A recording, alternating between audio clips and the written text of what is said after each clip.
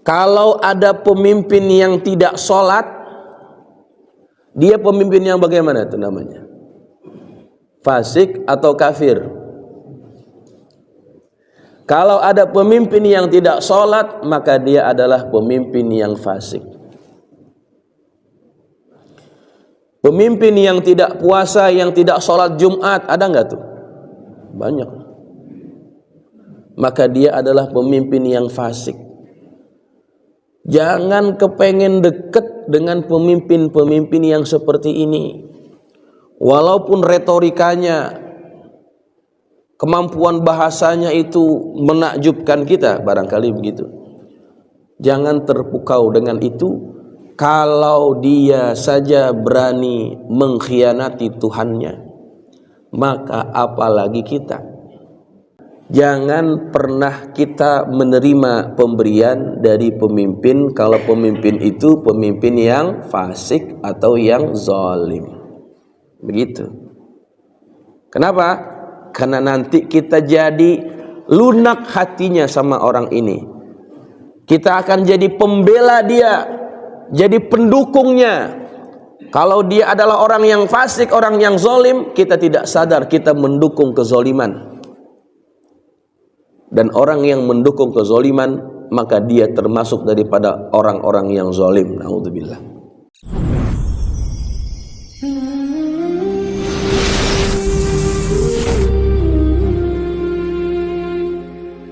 Alhamdulillahirabbil alamin wa bihi nasta'inu ala umuri dunya waddin. Wassalatu wassalamu ala asyrafil mursalin sayyidina Muhammadin wa ala alihi wa ashabihi ajma'in. Subhanaka la ilma lana illa ma 'allamtana innaka antal alimul hakim. Rabbi shrah li sadri wa yassir li amri wahlul 'uqdatam min lisani yafqahu qawli, amma ba'du. فإن أصدق الحديث كتاب الله تعالى وخير الهدي هدي محمد صلى الله عليه وسلم وشر الأمور محدثاتها وكل محدثة بدعة وكل بدعة ضلالة وكل ضلالة في النار.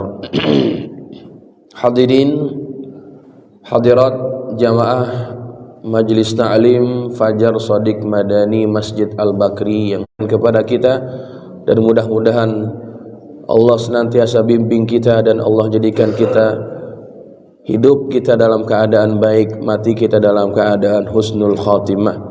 Amin ya rabbal alamin. Hadirin hadirat jamaah sekalian yang dirahmati Allah, kita akan melanjutkan kajian kitab kita, kitab Ayyuhal Walad, yang dikarang oleh Al-Imam Al-Ghazali rahimahullahu ta'ala. Kita masih bicara tentang 4 perkara yang kita mesti jauhkan dan 4 perkara yang mesti kita lakukan. Masih bicara tentang 4 perkara yang mesti kita tinggalkan, ya. Bismillahirrahmanirrahim. Qala al-musannifu rahimahullahu ta'ala wa ghafara lahu wa liwalidayhi wa limasyayikhihi wa nafa'ana bi'ulumihi fid dharain amin. Radiyallahu ankum. Qala radiyallahu an. Watsalitsu mimma tad'u. Yang ketiga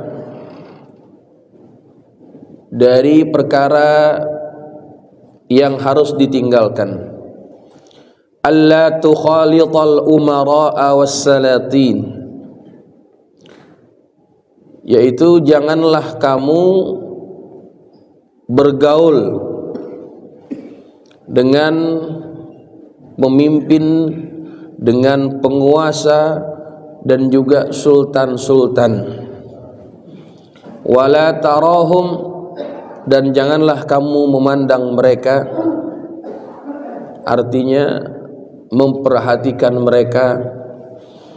Lianna ru'yatahum wa mujalasatahum wa mukhalatatahum afatun 'azimah.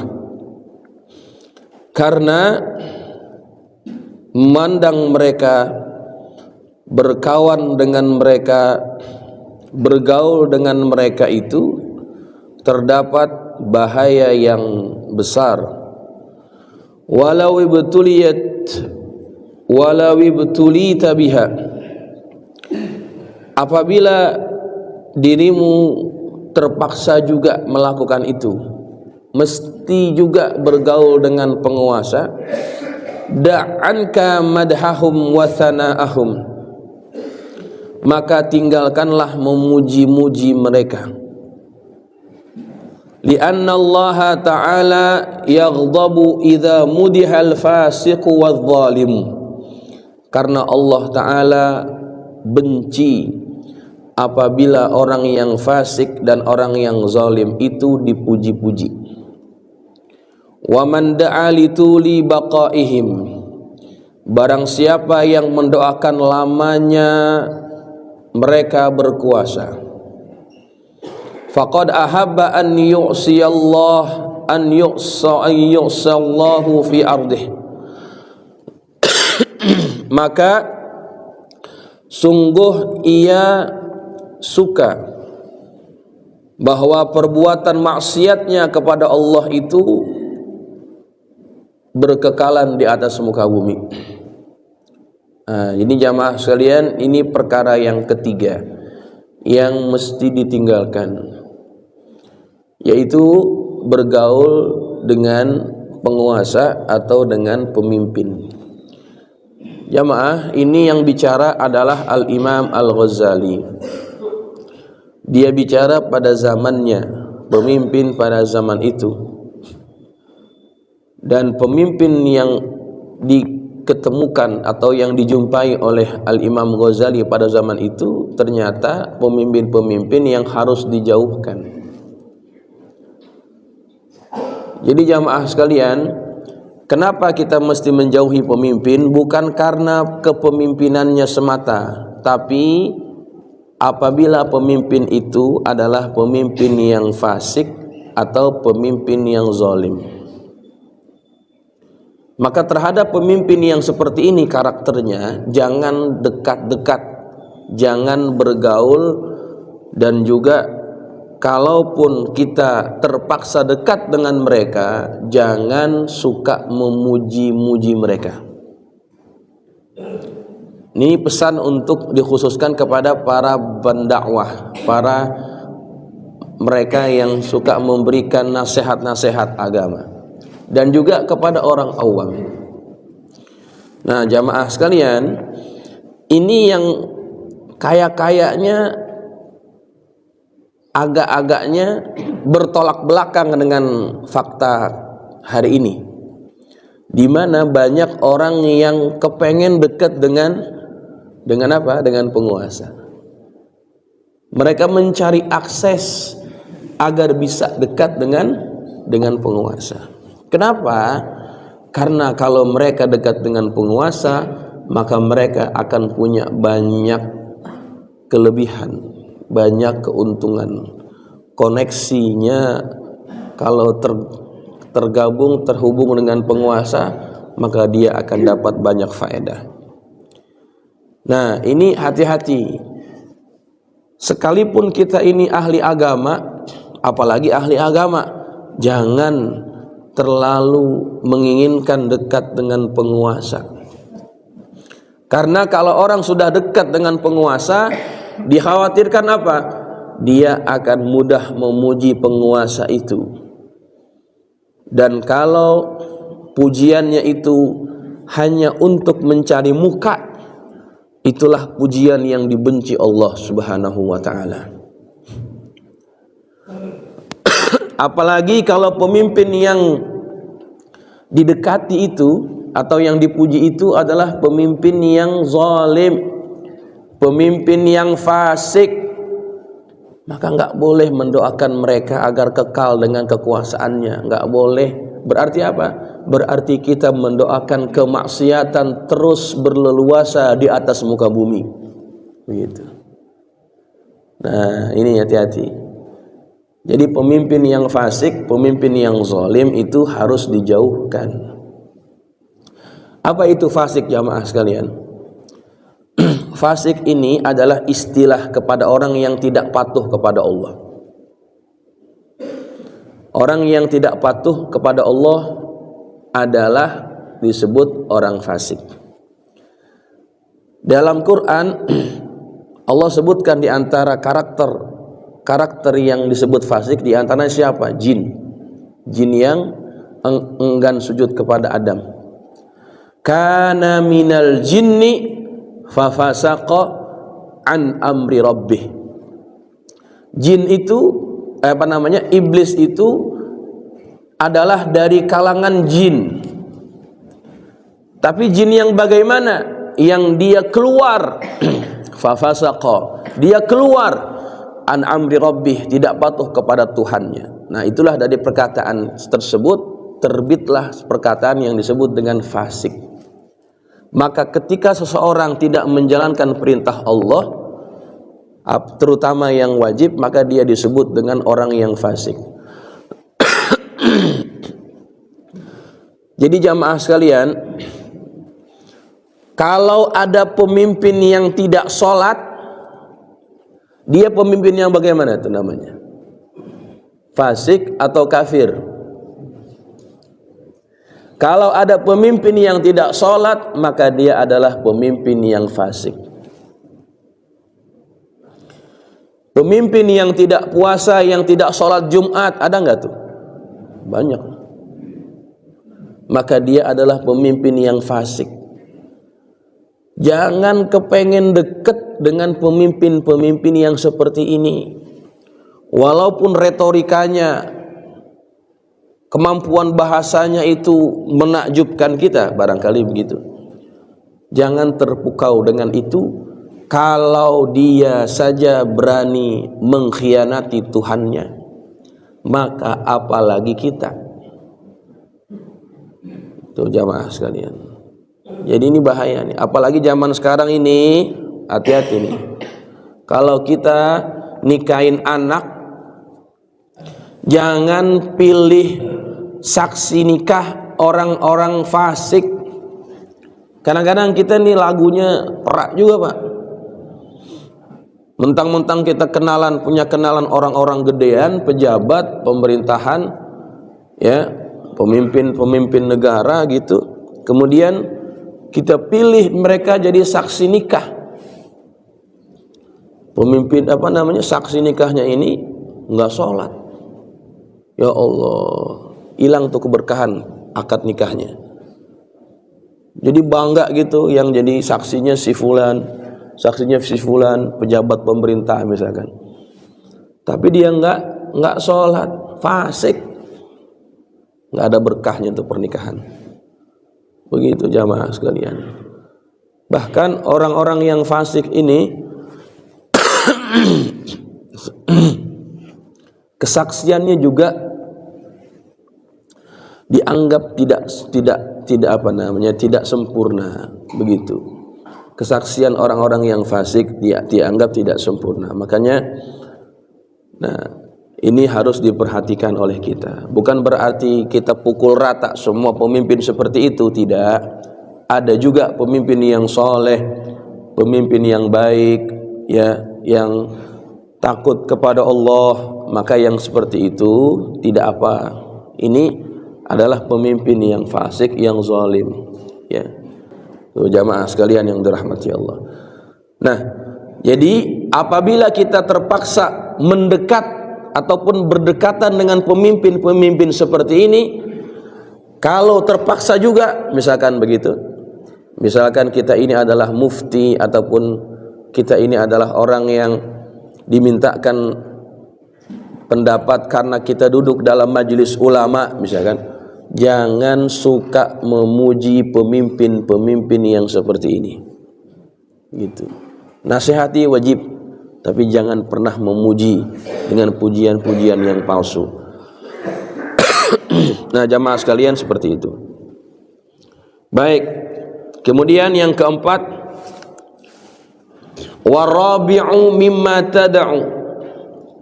Perkara yang keempat yang mesti kita jauhi adalah alla taqbala syai'an min ata'il umara wa hadayahum wa in alimta annaha minal halal. Janganlah kamu menerima sesuatu pemberian dan juga hadiah-hadiah dari pemimpin-pemimpin atau penguasa-penguasa, sekalipun engkau mengetahui bahwa pemberian tersebut berasal dari harta yang halal. Fa inna tama'a minhum yufsidud din. Karena keinginan yang kuat untuk mendapatkan hadiah dari pemimpin itu akan merusak agama. Li'annahu yatawalladu minhul mudahanah. Karena perbuatan itu akan melahirkan satu sikap yang namanya mudahanah. Apa mudahanah? Mudahanah itu menjilat. Wa mura'atu janibihim, dan mengutamakan atau memperhatikan perbuatan-perbuatannya. Kita akan cenderung sepakat, setuju dengan perbuatan mereka kalau kita biasa dapat pemberian. Wal muwafaqatu fi zulmihim, dan akan melahirkan satu sikap lagi, yaitu apa? Kita akan bersetuju dengan kezaliman mereka. Wa hadza kulluhu fasadun fid din. Maka kesemuanya ini adalah perkara yang dapat merusak agama. Ini jamaah nih, ini yang keempat nih. Jangan suka nerima pemberian dari penguasa, dari pemerintah. Sekalipun kita tahu pemberian itu adalah halal. Ini rada susah nih kayaknya nih. Deket sih enggak Pak Ustadz, tapi kalau hadiah mah kita terima aja. Ya. Nah, ini hati-hati. Kata Imam Ghazali ini yang ngomong, bukan kata saya. Kata Imam Ghazali, jangan kamu terima pemberian dari pemimpin-pemimpin ini. Pemimpin yang apa? Yang tadi saya sudah katakan di awal, pemimpin yang fasik, pemimpin yang zalim. Kenapa dilarang? Karena sikap yang kita suka menerima pemberian mereka itu akan bikin kita menjadi orang yang suka ngejilat. Kita akan membela mereka. Kita akan bersetuju dengan apapun keputusan mereka. Begitu. Karena secara tabiat manusia itu akan patuh kepada siapa yang baik dengan dia. Betul nggak? Orang itu akan baik, orang itu akan patuh terhadap orang yang baik dengan dia. Itu tabiat manusia, Pak. Nggak bisa dipungkiri, seperti itu memang. Saya beri contoh. Ada satu ketika Nabi itu didatangi oleh seorang Arab Badui. Ditarik nih kainnya Nabi nih, kain selendangnya ditarik Nabi. Muhammad, berikan saya hadiah. Mintanya sama Nabi, mintanya pakai ditarik-tarik bajunya. Ini yang minta orang Badui. Umar udah gergetan banget, Pak. Akhirnya kata Nabi, biar. Akhirnya Nabi kemudian berikan kepada dia. Kamu lihat, ini kambing-kambing yang memenuhi lembah. Ya, saya melihatnya. Kamu bawa pulang. Kemudian dibawa tuh semua kambingnya, Pak. Kemana? Ke kampungnya. Kemudian ketika dia sampai di kampungnya, apa yang terjadi? Dia katakan kepada orang kampung, ya qaum, wahai orang kampung, wahai kaumku, Saya baru bertemu dengan seseorang yang ketika dia memberikan hadiah, dia tidak pernah merasa takut miskin. Ayo kita masuk Islam. Nabi nggak suruh Pak, dia jadi pendakwah. Nabi cuma kasih. Dia menjadi orang yang terjinakkan hatinya. Akhirnya dia masuk Islam dan dia ajak orang kampung untuk masuk Islam. Tuh, karena apa tuh? Karena pemberian. Jadi memang pemberian itu sangat efektif melunakkan hati manusia. Maka dari itu, di dalam ayat yang bicara tentang zakat, ada asnaf yang diberikan zakat kepada mereka, yaitu al-mu'allafati qulubuhum. Apa itu? Kalau kita kan bilangnya mu'allaf Pak, ya. Mu'allaf apa mu'allaf? Kalau kata kita kan orang yang baru masuk Islam, ya. Tapi istilah itu kurang terlalu tepat. Mu'allafati qulubuhum adalah mereka-mereka yang dijinakkan hatinya. Dijinakkan hati supaya apa? Supaya tetap kokoh imannya, karena diperhatikan oleh agama. Mereka dapat bahagian zakat. Begitu.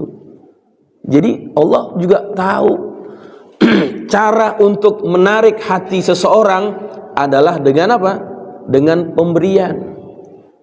Begitu. Makanya mu'allaf itu boleh dikasih apa namanya? Nisab zakat, bahagian zakat. Cuma ada batasnya, jangan terus-terusan. Ada orang yang udah 10 tahun masuk Islam Pak, dibilang mu'allaf juga. Ya, kita yang salah. Mu'allaf itu artinya orang yang dilembutkan hatinya, yang dijinakkan hatinya. Kalau hatinya udah kokoh, dia bukan mu'allaf lagi, udah muslim yang sejati lah. Ya. Nah, jamaah sekalian, ini cara yang kita bisa tempuh. Jadi ini kita bisa terapkan juga nih. Kalau ada orang yang kesel sama kita, ada orang yang benci sama kita, bencinya sampai ke ubun-ubun Pak. Saking keselnya sama kita tuh, pokoknya kalau ketemu kita, dia melengos saja. Dia lihat dari jauh ada kita, dia pindah, nggak jadi lewat gang situ.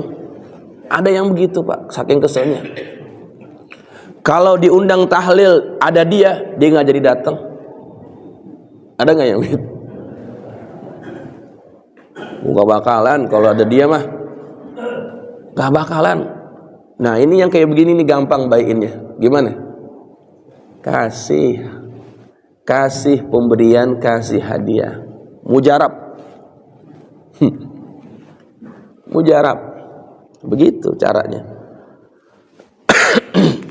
Jadi saya punya pengalaman sedikit ya, kita agak lompat sedikit, tapi ini kaitannya dengan melembutkan hati dengan pemberian. Jadi waktu ayah saya meninggal itu, ada pihak-pihak keluarga jauh ya, yang menuntut minta bahagian dari tanah kakek kami. Jadi kakek kami itu punya anak tinggal 3.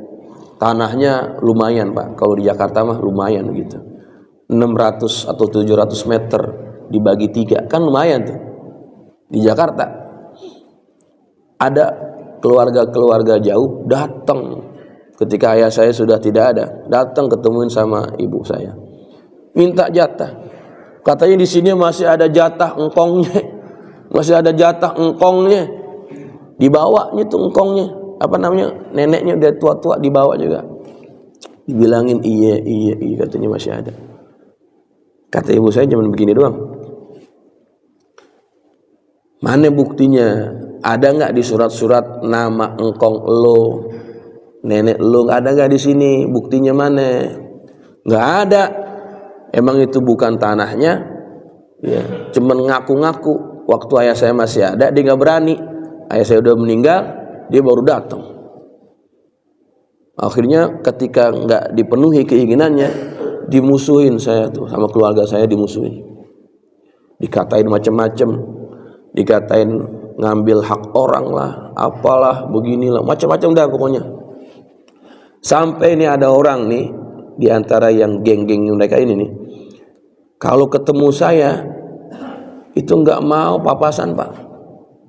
Ketemu saya dari jauh, dia belok lagi, kayak ngeliat setan gitu. Ya Allah, kita kan merasa kenapa jadi begini. Akhirnya Allah takdirkan anaknya sakit Pak. Anaknya sakitnya sakit apa? Sakit lupus. Lupus itu kan termasuk ini ya, kanker ya. Lupus apa ya? Lupus namanya. Bukan. Jadi sel darah putihnya itu memakan sel darah merah apa begitu ya? Rasanya seperti itulah. Jadi penyakitnya itu penyakit lupus. Dirawatlah anaknya ini kemana? Di RSJM. Saya waktu itu jadi ketua pemuda masjid. Saya ajakin, ayo kita tengokin, kita ziarahin. Datang Pak, kita tuh datang bawa tentengan ziarah. Ketika orang ini ketemu saya, ngelihat saya di rumah sakit, kaget. Kenapa kaget? Karena orang yang selama ini dijauhi, dimusuhi, tapi ketika anaknya datang, anaknya sakit, ini pada nengokin. Ya Allah, dia kaget sekaligus malu juga. Orang yang selama ini diperlakukan seperti itu ternyata memperlakukan dengan sebaliknya, gitu. Akhirnya apa yang terjadi? Waduh, setelah itu berubah Pak sikapnya jadi 180 derajat. Yang tadinya kalau ketemu saya ogah, setelah kejadian itu kalau ketemu saya pelukan. Orang tuanya juga, ada orang udah tua juga umurnya, dipeluk kita itu sampai nangis-nangis begitu. Nah, jadi kalau kita kepengen ngebaikin orang, ya itu yang paling gampang kasih hadiah, maka dia akan patuh sama kita, ikut dan dekat dengan kita. Ini ilmu yang mujarab. Kalau kita dimarahin sama bini ngomel mulu, apa nih yang paling mujarab? Ajak tangannya nih, bawa tangannya pergi ke kokas Pak. Baik dah. Tapi baca ke kokas belanja, jangan jalan-jalan doang. Ke kokas jalan-jalan doang, habis pulang dari kokas dikesel lagi. Tuh begitu. Jadi memang karakter manusia seperti itu. Kalau dikasih hadiah, dia akan jadi lunak, nurut. Ya kalau kita bilang maaf nih, manusia itu lebih manusia itu hampir sama kayak anjing Pak. Maaf ya, anjing itu dia akan patuh loyal kepada orang yang berbuat baik sama dia. Tuh anjing itu. Tapi kalau anjing dia lebih loyalnya luar biasa, sama tuannya itu luar biasa. Nah, makanya ada orang yang mudahanah kepada pemimpin, maka ada yang mengatakan mereka adalah anjing-anjingnya pemimpin. Mohon maaf dengan bahasanya, tapi memang seperti itu faktanya. Jadi jamaah sekalian, jangan pernah kita menerima pemberian dari pemimpin kalau pemimpin itu pemimpin yang fasik atau yang zalim. Begitu. Kenapa? Karena nanti kita jadi lunak hatinya sama orang ini. Kita akan jadi pembela dia, jadi pendukungnya. Kalau dia adalah orang yang fasik, orang yang zalim, kita tidak sadar kita mendukung kezaliman. Dan orang yang mendukung kezaliman, maka dia termasuk daripada orang-orang yang zalim. Naudzubillah. Begitu. Ya. Nah, tapi kadang-kadang kalau kita tolak kan orang bikin kecewa tuh. Ya.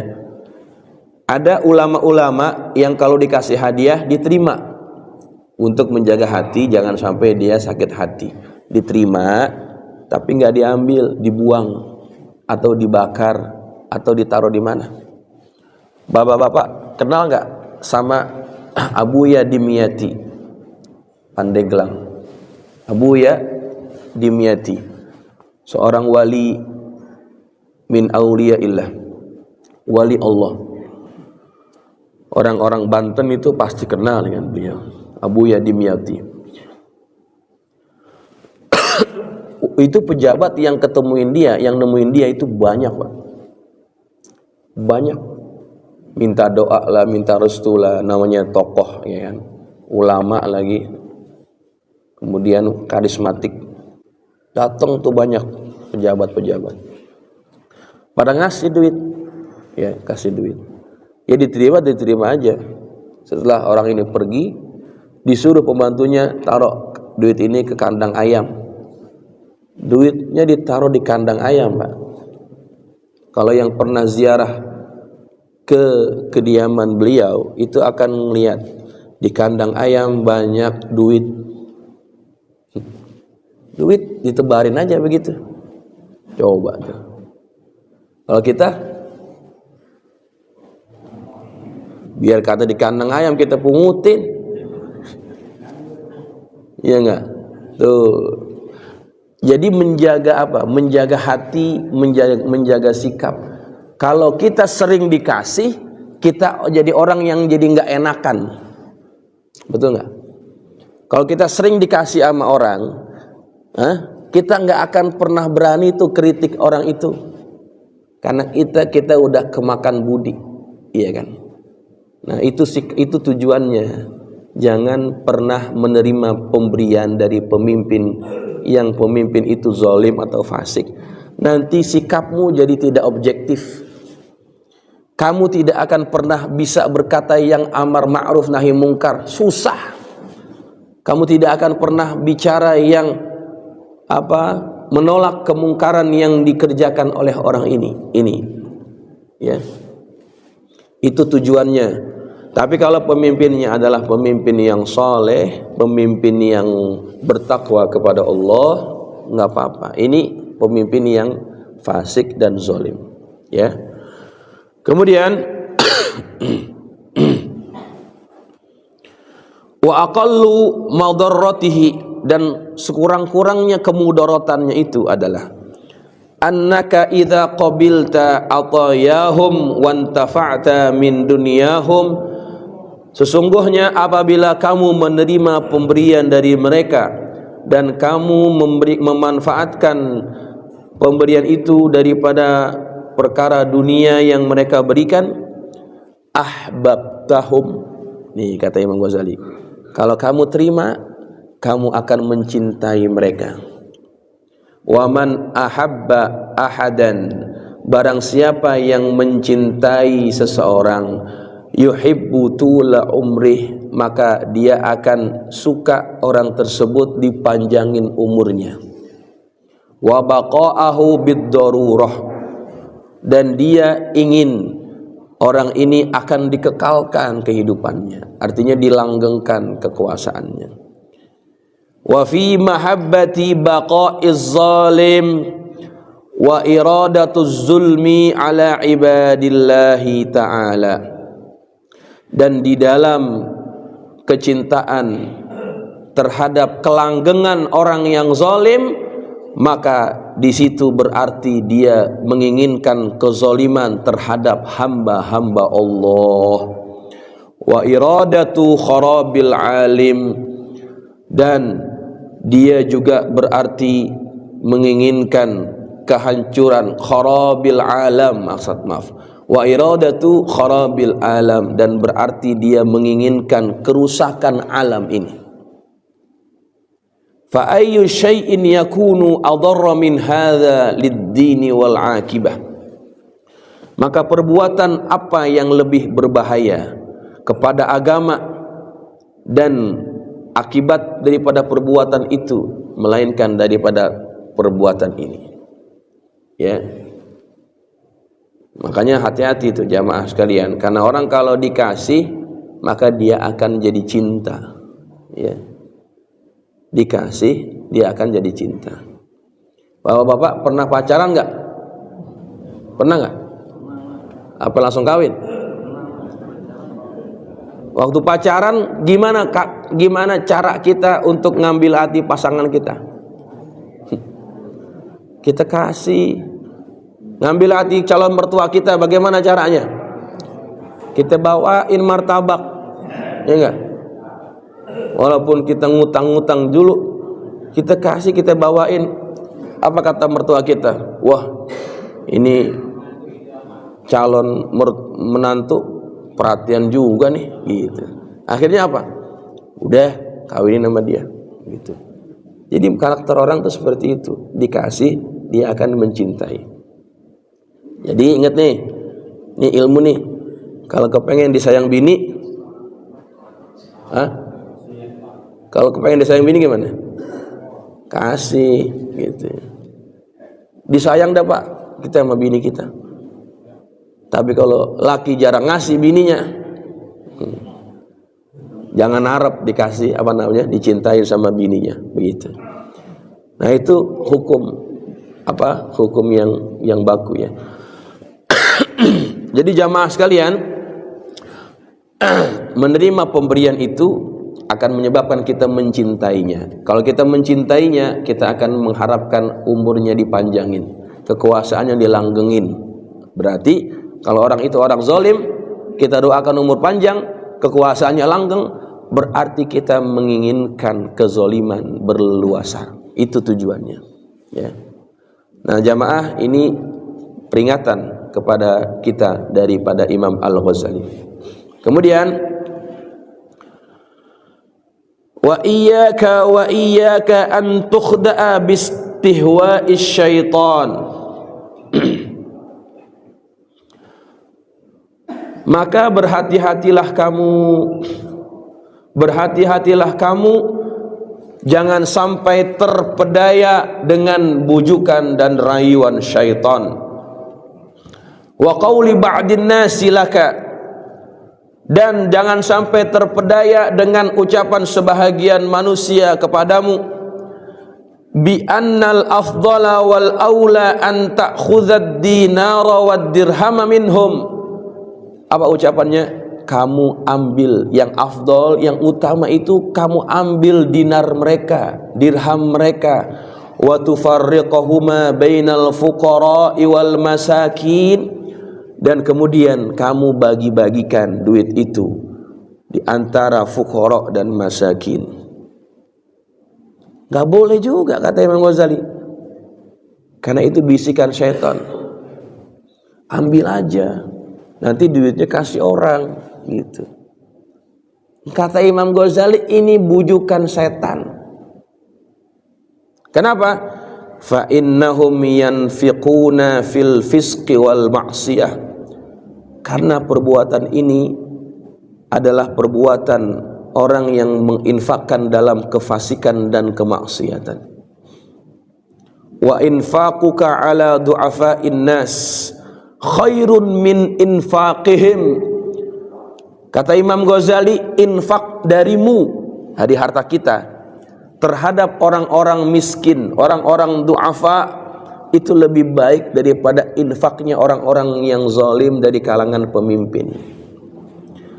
Fa innal la'ina qad qata'a a'naka katsirin minan nasi bihadhil waswasah. Sesungguhnya syaitan itu al-la'in adalah orang yang ataupun makhluk yang dilaknat sama Allah, yaitu syaitan, telah banyak memutuskan leher-leher kebanyakan manusia dengan was-was ini. Nih, banyak gak di antara kita? Udah ambil aja duitnya, gitu. Malah salah, nanti nyoblos apa enggak mah terserah, gitu ya. Dukung apa enggak mah terserah. Banyak gak yang begitu? Ternyata ya Allah, kena nih sama kita nih, sama Imam Ghazali. Itu adalah orang yang terbujuk oleh bisikan-bisikan syaitan. Ternyata pemimpin yang zalim jangan diambil hartanya, ya, jangan diambil hartanya. Kita menjaga kewarasan pikiran dengan tidak mengambil harta yang tidak baik daripada mereka. Nah, jamaah tuh, ya, ini sangat relevan saya kira dengan keadaan kita hari ini. Banyak di antara kita yang getol Pak, deketin pemimpin, kepengen rapet deket sama pemimpin. Ngapain deket dengan pemimpin? Tujuannya apa? Piti. Tujuannya apa? Duit. Apalagi yang tukang nyebarin proposal, demen banget tuh. Dah deketin tuh, kita mintain duitnya, bikin proposal gitu, mintain, biarin dah. Dia orang zalim bilang apa, yang penting duitnya. Nah, itu nggak boleh kata Imam Ghazali. Jangan. Kalau pengen minta sama pemimpin, cari dulu pemimpin yang soleh, yang bertakwa kepada Allah. Nggak apa-apa duitnya kita mintain. Tapi kalau dia orang-orang yang zalim, jangan begitu. Ya, kita jadi mudahanah, jadi suka menjilat orang-orang yang seperti itu. Nggak boleh. Wa afatuhu fashin katsir.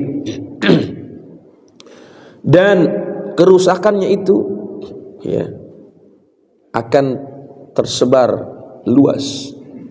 Qad dzakarnahu fi Ihya'i Ulumiddin. Kami telah menyebutkan hal ini di dalam kitab kami, yaitu Ihya Ulumiddin. Fatlubhu thammah, maka rujuklah kepada kitab tersebut. Nah, jamaah ini perkara yang wajib kita hindari. Ya, masih ada berapa menit lagi? 3 menit lagi sampai 4 menit sampai syuruk ya. Sampai syuruk. Baik, jamaah, kita sambung terus ya, biar pas waktunya dengan syuruk. Jadi nanti jamaah bisa langsung sholat. Kemudian wa ammal arba'atul lati yanbaghi laka an taf'alaha. Adapun 4 perkara yang seyogianya kamu melakukannya adalah, nah ini yang harus kita lakukan. Apa yang pertama? Al-awwalu, yang pertama, antaj'ala mu'amalataka ma'allahi ta'ala bihaitsu law amalaka biha 'abduka tarda biha minhu wa la yadiku khatiruka 'alaihi wa la taghdabu. Yang pertama adalah hendaknya muamalahmu kepada Tuhanmu seperti mana kalau ada hamba kita atau budak kita yang memperlakukan kita, yang bikin kita ridha dengan perbuatan dia, kita tidak kesal dan marah dengan dia, maka pergaulilah Tuhanmu seperti orang yang ada di bawahanmu membuat kamu ridha. Jadi kalau kita punya pembantu, ya ini contoh nih, kalau abdun kan udah nggak ada, budak kan udah nggak ada. Kita ambil contoh pembantu atau pekerja kita. Kalau kita punya pembantu, pembantu kita ini rajin Pak. Kalau disuruh cepat kerjanya, tidak mengecewakan. Kira-kira kalau pembantu yang model begini, kita sayang nggak? Sayang. Kalau dia mau pulang kampung, kita kasih hadiah yang rada banyakan dikit. Kenapa? Karena pekerjaannya bagus, loyal, cepet, tegas pekerjaannya. Kita sayang sama orang yang kayak begini. Kalau dia kawin mah kita ongkosin, gitu. Karena apa? Karena kita ridho sama dia. Tapi ada juga model pembantu yang kalau disuruh lama, susah, mana banyak salahnya lagi. Tuh, kalau kita punya model pembantu yang model begini, biasanya kita gampang marah sama dia. Jadi perumpamaan ini dibuat oleh Imam Ghazali. Kalau kamu suka apabila hambamu atau budakmu bikin kamu ridho dengan apa yang dia buat, maka bikin Tuhanmu juga ridho dengan perbuatanmu. Karena sesungguhnya kita ini adalah hambanya siapa? Hambanya Allah Subhanahu wa ta'ala. Ini yang harus kita lakukan. Apalagi bulan ini adalah bulan Rajab, ya. bulan Rajab ini adalah bulan yang masuk dalam kategori Ashhurul Hurum, bulan yang dihormati oleh Allah. Allah secara tegas menyebutkan di dalam Al-Quran apa yang harus kita hindari pada bulan ini. Fala tazlimu fihinna anfusakum. Jangan kamu zolimi dirimu pada bulan-bulan tersebut. Zolim terhadap diri artinya kita tidak melaksanakan tanggung jawab kita sebagai seorang hamba. Buat dosa, buat maksiat. Nih, kalau kita kerjakan pada bulan ini, maka kadar dosanya lebih besar daripada dosa di bulan yang lain. Karena amalan yang kita kerjakan pada bulan ini juga dilipat gandakan pahalanya lebih besar daripada bulan lain. Jadi ini ditegaskan sama Allah. Fala tazlimu fihinna anfusakum. Jangan kalian zolimi diri kalian pada bulan-bulan tersebut. Jamaah sekalian, untungnya kita ini punya Tuhan yang kalau misalkan kita buat dosa, kita dikasih tanda bahwa kita lagi sedang menjauhi Tuhan kita. Biar kita ingat, biar kita eling. Di dalam Quran itu ada kisah yang kita harus ambil pelajaran, Pak. Ini menjadi formula baku, yaitu kisah yang pertama kali Allah ceritakan dalam Quran, yaitu kisah manusia yang pertama, yaitu Adam dan juga iblis. Ini kisah pertama. Apa yang kita bisa ambil daripada kisah itu? Banyak. Di antaranya berkaitan dengan dosa, berkaitan dengan ketidaktaatan kepada Allah. Kan kita tahu bersama perintah Allah kepada Adam itu cuma satu. Wala taqraba hadhihi syajarah. Jangan kalian berdua dekati pohon ini. Fatakuna minaz zalimin. Kalian akan menjadi orang yang zalim. Orang yang tidak tahu tanggung jawab dan kewajibanmu kepada Tuhan. Akhirnya dibujuk rayu, dimakan pohon itu. Apa yang terjadi? Nih, lihat nih. Ini akan jadi hukum baku atau formula baku bagi pelaku dosa.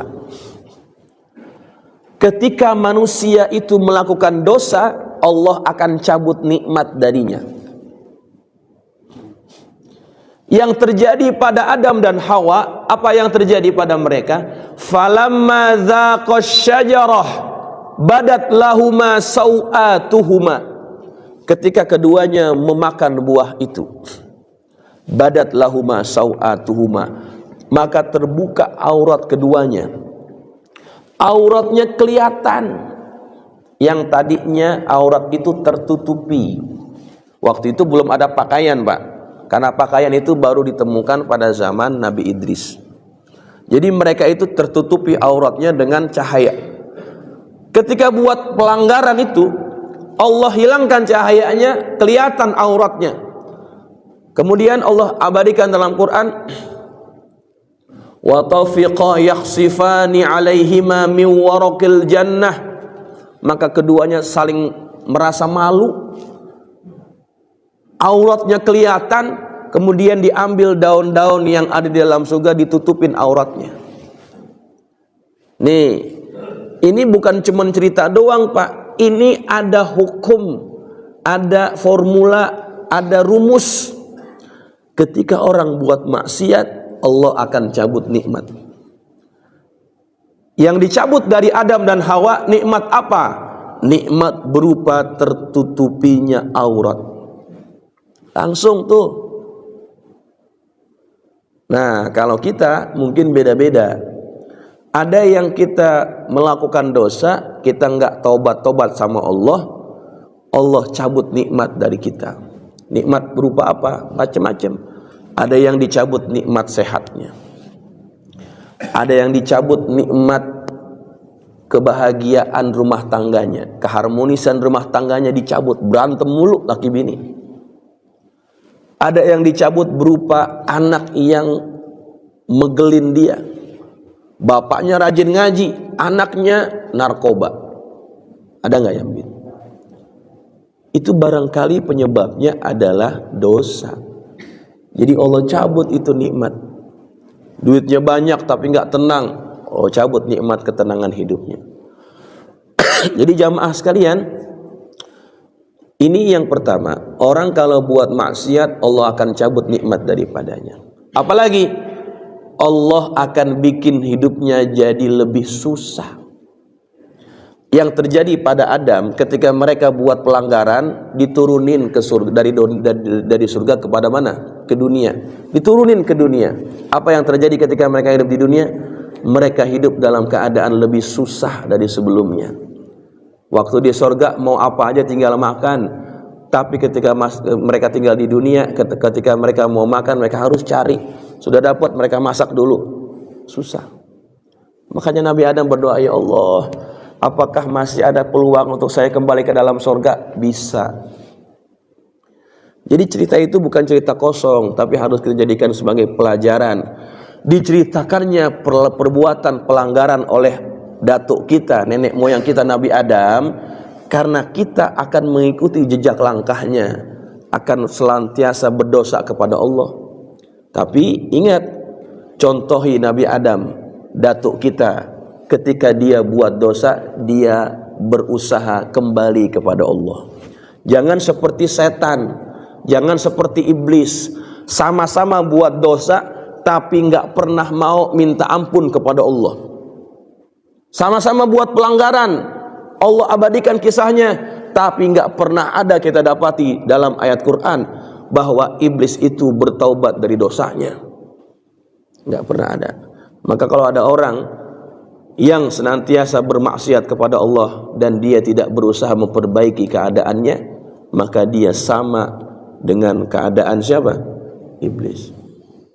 Makanya pada bulan ini kita dianjurkan baca istighfar bulan Rejab. Tadi imam kita nih Ustaz Maliki sudah mimpin tuh. Saya kira rutin ya setiap sholat ya Ustaz. Rabbighfirli warhamni wa tub alayya. Rabbighfirli warhamni wa tub alayya. Jadi itu usaha kita memperbaiki diri. Nggak akan ada orang yang nggak pernah dosa sama Allah, nggak akan ada. Kalau kita kebetulan sudah buat dosa dan dosa kita banyak, gugurkan dengan istighfar pada bulan ini. Jadi jamaah sekalian, ini yang kedua nih. Rumus yang kedua, orang kalau buat dosa, Allah akan bikin hidupnya jadi susah. Ada yang dipecat dari tempat pekerjaannya, ada yang usahanya kayaknya gagal terus, sempit hidupnya, masalah datang bertubi-tubi. Coba deh, lihat introspeksi diri. Jangan-jangan kita punya dosa yang kita belum kelarin urusan itu sama Allah Subhanahu wa taala. Kalau udah selesaikan urusan itu, nanti Allah akan kasih jalan keluar. Man lazimal istighfar, barang siapa yang melazimkan istighfar, ja'alallahu lahu min kulli dhikin makhraja, Allah akan jadikan jalan keluar dari semua kesempitan hidupnya. Wa likulli hammin faraja, dari setiap kegundah gulanaan Allah akan lapangkan hati kita. Wa yarzuqhu min haitsu la yahtasib, Allah akan memberikan rizki dari jalan yang tidak pernah dia sangka-sangka. Nih. Jadi jamaah sekalian, ini yang pertama dan ini yang kita cukupkan pada pagi hari ini ya. Karena sudah masuk waktu syuruk. Insyaallah mudah-mudahan apa yang kita pelajari menjadi ilmu yang bermanfaat buat kita sekalian. Demikian, billahi taufiq wal hidayah. Assalamualaikum warahmatullahi wabarakatuh.